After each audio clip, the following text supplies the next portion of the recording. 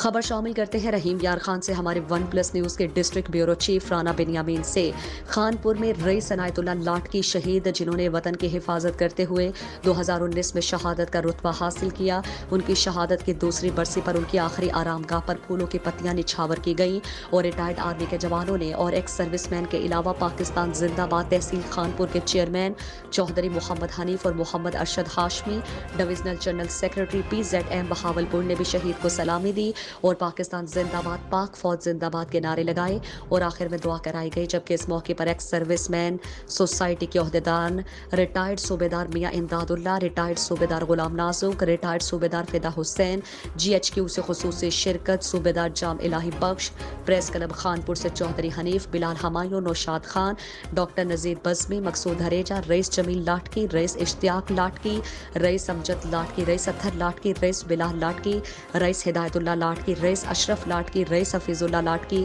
رئیس Munir لاٹکی، master نبی بخش، سہجا media سے آصف چاچڑ، اسلم تبسم، وسیم چودھری، ذوالفقار چاچڑ، شاہد بشیر، جام حسن، عدنان سلیم، محمد مجاہد کے علاوہ PZM ڈویژن بہاولپور کے جنرل سیکرٹری محمد ارشد ہاشمی اور شہید کے بڑے بھائی رئیس محمد جہانگیر لاٹکی اور عزیز و اقارب کی بڑی تعداد نے شرکت کی۔